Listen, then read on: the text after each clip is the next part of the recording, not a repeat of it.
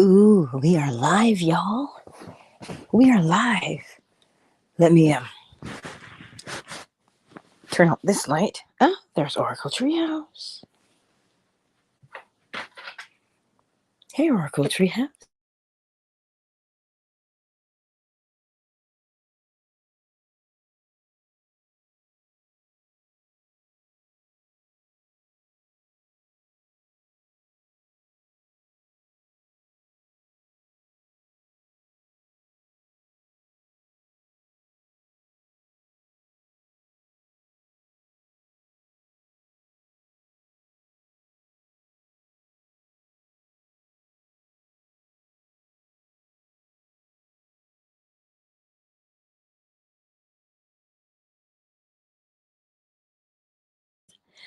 Well, YouTube, Shea Butter, I see you, and Cyber, I see you. No, I just muted. That's why, Cyber.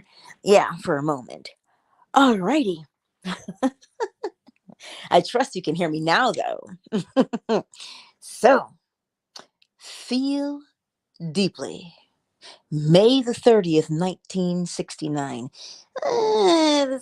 This one is not very long, but it might be. Let us begin. Feel Deeply by Neville Goddard. What you feel deeply is far more important than what you are thinking. Let me say it again. What you feel deeply is far more important than what you are thinking. You may think about doing something for a long time and never do it. But when you feel strongly or deeply, you are spurred to act, and God acts. He who is the cause of all life acts through the sense of feeling. You can think of 1,000 things, yet not be moved to act upon one of them. A deep conviction felt is far more important than anything you could ever think. Let us turn to the first chapter of the Epistle of James. Ask in faith with no doubting, for he who doubts is like a wave of the sea that is driven and tossed by the wind. Let not that person believe that a double-minded man, unstable in all his ways, shall receive anything from the Lord. But be ye doers of the word, and not hearers only, deceiving yourself.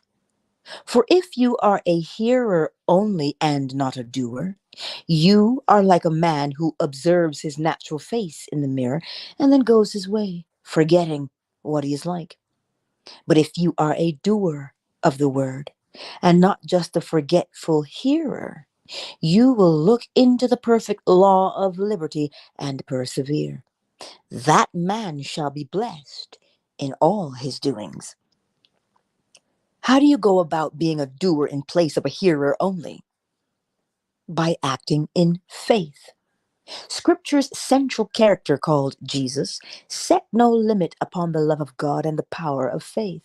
In fact, all of his great deeds were perfected with the words, according to your faith. Now, faith encompasses feeling. If you have faith, you will act. And if you act, God in you is acting, for God is your own wonderful human imagination, whose eternal name is I am. He acts only when you feel it. This is true even in the most practical way. If I tell you what I would like to be, and you tell me to go my way, as I am already it, and for one fleeting moment I see the world as I would see it as if it were true, then turn and walk away, forgetting what the world looked like only a moment before. I am a forgetful hearer. But if I am a doer of the word and not a hearer only, I persevere. Or, as the word is translated in the King James Version, I continue in the state, for all things are possible to the power of the word.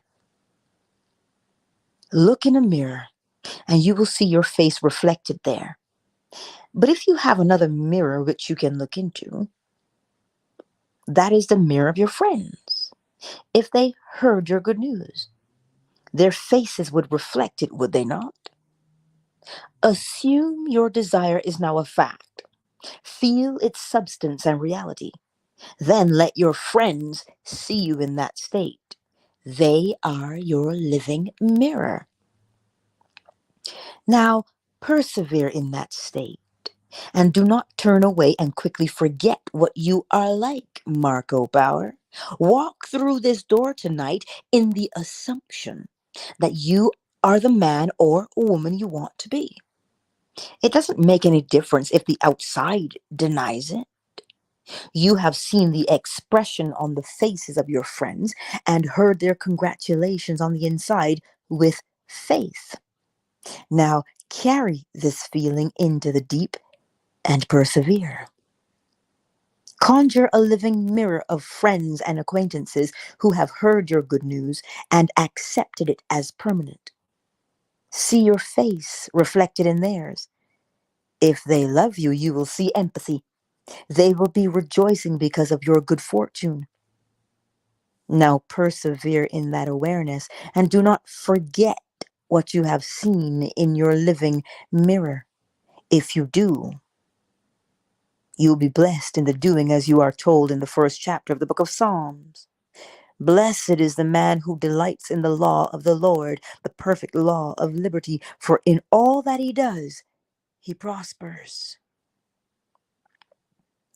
Were you not liberated from your past when you saw your friends' faces reflecting what you wanted them to see? If you had left the state of poverty, sickness, or weakness behind and moved into the state of wealth, health, or strength, and your friends knew it, you would be set free from your former limitation. So, looking into the perfect law of liberty and persevering, you are blessed in all that you do. I tell you from personal experience that this works, but we are the operant power. It does not operate itself. You may have heard this law by the hearing of the ear and read of it in a book. But do you know that the law works from experience? Have you put it to the test? Have you proved it? If you have, then you can speak with an authority which was not yours prior to the proving. May I tell you, through the use of this law, you are completely set free. I have been in many places where I was forced to test this principle. While on the little island of Barbados, which had only 2 small ships servicing it, as well as the hundreds of islands nearby, I made a commitment to give a series of lectures in Milwaukee on the 1st of May. When I called, the shipping agent informed me that due to the fact that the ship sailing out of New York City carried only 60 passengers and the one from Boston carried only 100, that there was no passage available before the 1st of September. He promised to put my name on the waiting list, but gave me no encouragement as the list was very long. I hung up the phone and sat in a chair in the hotel room, closed my eyes, and assumed I was aboard a ship headed toward New York City. I assumed 8 or 10 of my family were coming aboard with me, and that my brother Victor was carrying my little girl. I could feel the motion of the plank. Having no stateroom committed, I remained on deck and placed my mental hands on the rail and felt the salt of the sea there. Then I looked back nostalgically at the little island. I repeated that action over and over again, feeling every step I made on that gangplank. I felt the rail and smelled the salt of the sea. I did everything that feeling could be brought to bear upon. And when my actions seemed natural, I broke it. The very next day, I received confirmation that I would be sailing on a ship which would land in New York City 1 week before my commitment in Milwaukee, which I did. When I asked the agent how I obtained the tickets, he said they had a cancellation in New York, and the one person he had called on the waiting list felt that the timing was inconvenient. So knowing he could accommodate my wife, our little daughter, and myself in one cabin, He let us in. I never heard why someone canceled in New York, or why the one he called in Barbados could not take the ship at that time, or why the agent did not call all the others on the waiting list. I only know that I got the reservation I had imagined. I have told this story before, and someone in the audience said, "Was that a Christian thing to do? You might have caused someone to cancel their trip." But I tell you, as I told her, it was the only Christian thing to do, for I used the Christian principle of fulfilling God's law. How it is going to be fulfilled is not my concern. I am told that whatever I desire, if I will but believe I have received it, I will. God never creates a desire in the human heart that he has not already provided it satisfaction. This is true of every desire in this world, as well as the greatest of all desires, which is the thirst for God. Do you really want an experience of God? Apply this principle towards it. Do what I did when I wanted to leave Barbados and come to America. I looked into the perfect law of liberty and persevered. God doesn't give you one law for your desires of this world and another law for your search for him. It's the same law. If you have had the experience of which I speak, would you tell someone about it? Is it a consuming desire? Or do you want something other than that first? Perhaps you want a lovely home, security in the sense of money in the bank that you can touch, or stocks and bonds that pay dividends. If you want to feel wealthy, travel, and have lots of things before you thirst for an experience of Christ, it is secondary, so don't try it. But if an experience of Christ is your consuming desire, then don't hesitate to put it to the test. But first things first, if your desire is to be recognized in the work that I am doing, then apply this principle towards it and let that thirst for God take its own good time to envelop you. And when it does apply, use the principle towards it. Feel in depth, for what you feel deeply is more vital than what you think. Every day you can think about how wonderful it would be if, and never act. But if every day you would feel how wonderful it is now, it will become true. Shakespeare said, "Assume a virtue if you have it not." A virtue must be felt to be assumed. Refrain from the assumption tonight, and it will be easy to refrain next week, and still easier the next. But if you will assume your desire is fulfilled now and persevere in that assumption through the sense of feeling, it will be externalized as a literal fact in your world. I am calling upon everyone to put this into practice. Every desire contains its own satisfaction to be fed upon. It's entirely up to you. You may feed your hunger by thinking of your desire, or feed its satisfaction by thinking from its fulfillment. It is God who gives you every desire, be it for things of this age or the age to come, as told in the book of Amos. I will send a famine upon the world. It will not be a hunger for bread or a thirst for water, but for the hearing of the word of God. When you want to speak the word of God, your hunger is not for the hearing of the word, but for the glamour connected with the teaching. It is the spotlight you desire, and that too has been provided for. Every desire can and will be satisfied if you will look into the law of liberty and persevere. Then you will be blessed in all you do. You're absolutely correct, Marco. A chap came to see me from New York City yesterday.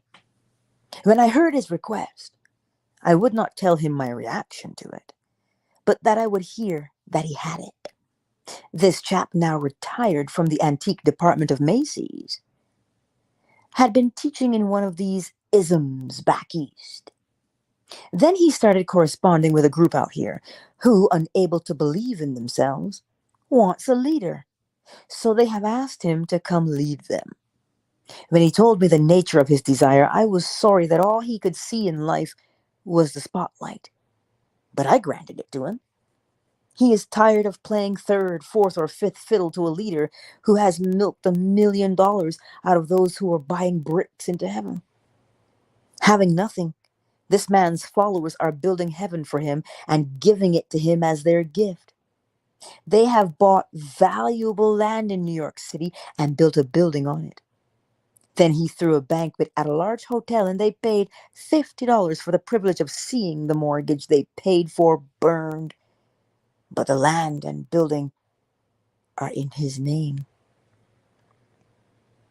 Back in 1943, this same man told me he was coming to New York for only one purpose, and that was to make money in the so-called New Thought movement. When I heard him say this, I thought he was in the wrong profession. If he wanted to make a lot of money, he should go into steel, oil, or coal.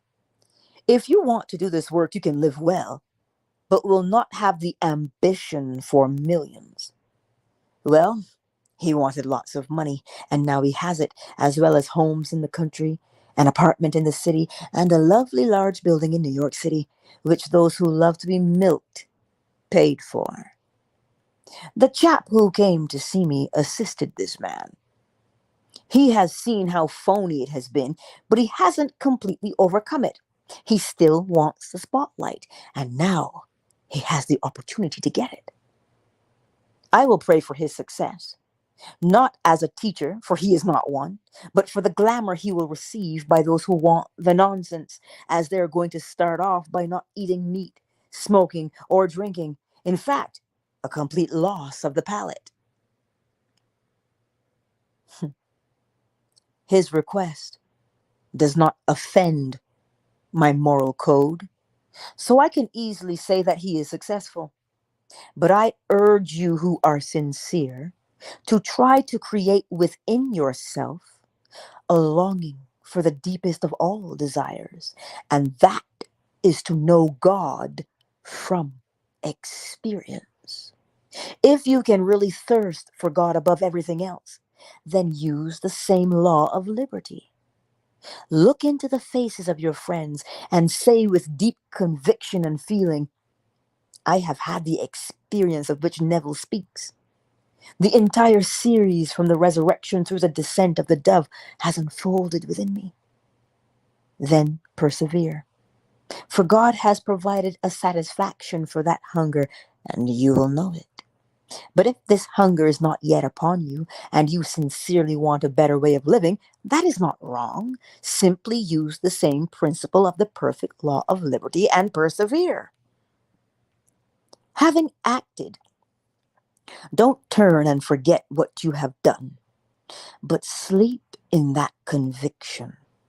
And in a way you do not know, it will be yours. Tonight, many of our friends are not here because it is Memorial Day.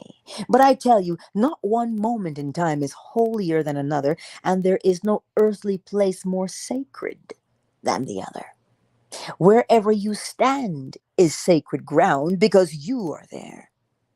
Today, millions are celebrating Memorial Day, remembering the dead and placing flowers on a grave of their loved ones that they do not occupy. This morning, just prior to waking, I saw my brother Lawrence.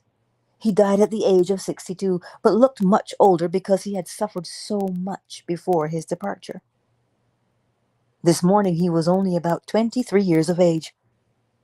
We were both fully awake, and he asked me to tell his wife that the money he left was for her and not to save it for the children. I said, Lawrence, you don't have to go through me to tell Doris. She wouldn't give one penny to anyone anyway. She never has. Do you think she would change now? Her only concern is that you did not give it all to her, but shared equally with your 4 children. But I was with Lawrence. He was strong, strapping, and handsome, blond with brown eyes. He is the same Lawrence, with the same intelligence he had when he left here. He's younger now, but he still has the memory of the family he left behind. The veil is no clearer to him there than it is to those on this side. Only one who is awake can penetrate the veil consciously. It is easy now for me to go beyond the world of dream and enter the world of spirit, waking, and meet my friends there. But on Memorial Day, men think of the dead, while I am speaking of life everlasting. Let the dead bury the dead and follow me, for I have risen from the dead, and I speak of a living God who is real. I cannot go to a cemetery and put flowers or a flag on that which is not there. The body may have been placed there, but not the spirit. You are buried in the skull, and in that skull you will remain, dreaming your dream of life until you awaken and are born the second time. It is from there you're going to find David, who reveals you as God the Father. It is from there you're going to be split in two and ascend into the Holy of Holies. You were begotten in that skull, and you will end the drama there, to know you are one with the one and only living God. In the 25th and 27th chapter of the book of Genesis, the story is told of Isaac, who had 2 sons. The first son, Esau, had hair all over, while the second son, Jacob, was hairless, being blind. Isaac calls Esau and asks him to go get some venison for dinner. Jacob, having overheard the request, clothed himself in the skins of his brother Esau and took the venison to his father. Isaac, hearing Jacob's voice, began to doubt until he felt his reality and caught his odor. Satisfying himself that the son was real, Jacob was given the father's blessing. When Esau returned from the hunt, Jacob disappeared, but Isaac said, "Although your brother came through deception, I have given him your blessing, and I cannot take it back." After smothering yourself in feeling, you have sent it on its way and cannot take it back. For prayer is nothing more than the subjective appropriation of an objective hope. Imagine by giving objective reality to your hope. Hair is the most objective thing on a man. Bring your hope so close that you can feel what it would be like if it were objective to you. Clothe yourself in that feeling, and you have clothed yourself in the reality of an Esau. The world will not immediately reflect your feeling, but you have set your desire in motion and cannot take it back. You have given a subjective state your blessing by giving it objective reality. Now it must fulfill its destiny so that you will be blessed in all that you are doing. If you don't give your subjective hope objective reality, you can't be blessed in its fulfillment. You must clothe yourself in the feeling that your wish is fulfilled. Jacob is your desire, waiting to be clothed in the feeling of external reality. Catch the feeling, and you have clothed Jacob with the external reality of Esau. Now, deceive yourself into believing that your desire is externally real and give it your blessing by subjectively appropriating your objective hope.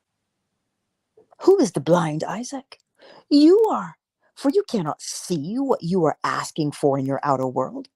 It's a hope, and you are blind to it. But when you clothe yourself in the feeling of its fulfillment, you are eating the feeling of satisfaction. Feast upon this feeling, morning, noon, and night. And in a way you do not know, your desire will become an objective reality in your world. In this story, we see the importance of feeling. Isaac asked Jacob to come close and kiss him. The word translated kiss means to set on fire, to burn, to touch. That's an emotion, an intense feeling. Reality is felt through the sense of touch. Feeling is touch. Tasting is touch. Scripture tells us he tasted death for all of us.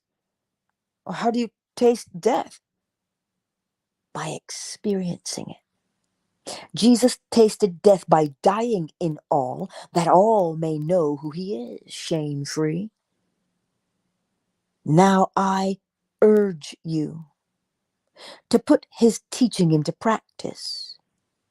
He taught you to simply appropriate a subjective state, which is your objective hope, and know it must externalize itself in your world. Do that, and it will. Ask in faith without a doubt. For those who doubt are like the wave of the sea that is driven and tossed by the wind. They are double-minded, for they know what they are while desiring to be something else. You must be single-minded by dropping what you believe you are and assuming that you are already what you desire to be. For you cannot desire something you already possess. Look into the wonderful law of liberty which sets you free, and you will see your freedom in the faces of your friends. Persist in your assumption, and it must come to pass. That concludes the lecture. What does he say? He says, ask in faith without a doubt. For those who doubt are like the wave of the sea that is driven and tossed by the wind. They're double-minded, for they know what they are while desiring to be something else. You must be single-minded by dropping what you believe you are and assuming that you are already what you desire to be. For you cannot desire something you already possess. Clothe yourself in that feeling. The world will not immediately reflect your feeling, but you have set your desire in motion and cannot take it back. I want to say this phrase to you again. You must be single-minded by dropping what you believe you are and assuming that you are already what you desire to be. For you cannot desire something you already possess.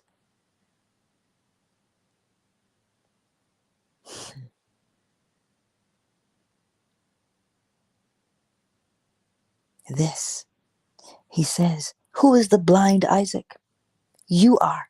He explains, for you cannot see what you are asking for in your outer world. It's a hope, and you are blind to it. But when you clothe yourself in the feeling of its fulfillment, you are eating the feeling of satisfaction. Man, if you don't get into your imagination tonight, getting into your imagination, what would it be like? Allow that to be the only thing. Be single-minded with that. What would it be like? I told these guys this morning, you are making believe. Making who believe? Making you believe. Just by simply going into the imagination, what would it be like? Allow that. You already know something. Great, you know it. Now leave it alone. You already know it. But what do you want to be consumed with? What do you want to be single-minded about? Remember that phrase. If I do not assume that I am the man that I want to be, then I must continue being the man that I am. So he tells you, yeah, you know what you are. So drop it now, you know. But what do you want to be? Allow that feeling. It really does have a physiological sensation in your body. It does. Ah, Marco.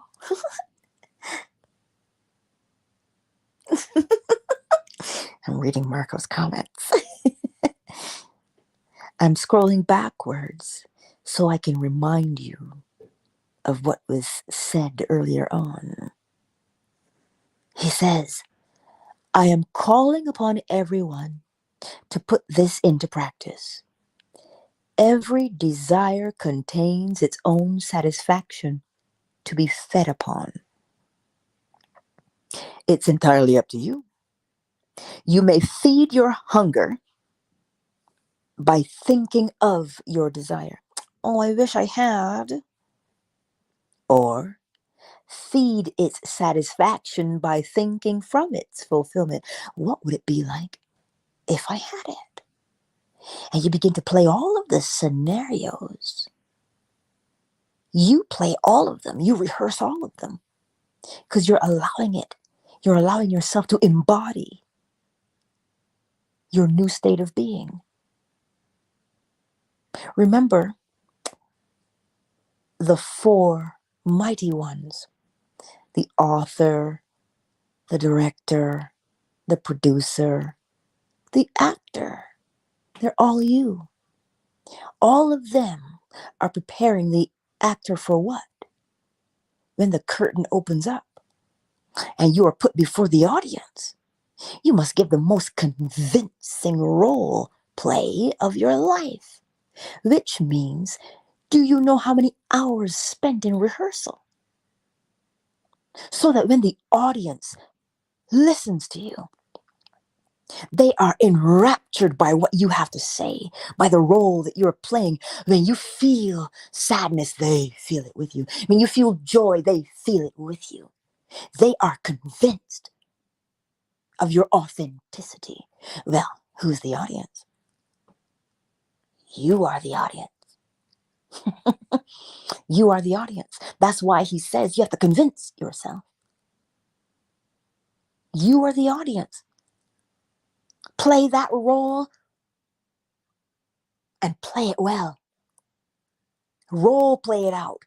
It is you, because that is the difference between observing it play out on the screen. You're just eating popcorn, watching it, but nah, that's not what you want. You want to be the actor on the stage. The spotlight is on you. So that when you give that authentic performance, it is what you have rehearsed. The what would it be like if you are single-minded when you get on that stage. You don't even think about, am I going to remember my lines? You don't think about that, which means you don't remember your past. You are fully engrossed in the moment. You are single-minded to play your role. That's it. That concludes tonight's lecture. So as you put your head on your pillow, what would it be like if you had it? What would that feel like to you? And begin to feel it in your body. And you notice something. He said if you wanted the experience of God itself, apply the same principle. What kind of experience would you like to have with God? Only you will know. So, my beautiful friends, as we rest tonight, rest in the feeling of the wish fulfilled. Shea Butter, Cyber, Marjorie, Marco. Oh, it is so good to see you, Marco. And Shane Free. Thank you for being here on YouTube. And there's Facebook and there's Twitter. Thank you all for being here. I love you all. You know how you can reach me on any social media platform? That little link tree in the description. You're welcome, Marquise. I'm coming over to Fanbase in a moment. I'm going to pop over there and say my good nights to you too. So you guys, I love you all and I'll see you on tomorrow. Much love to you, YouTube, Facebook, and Twitter.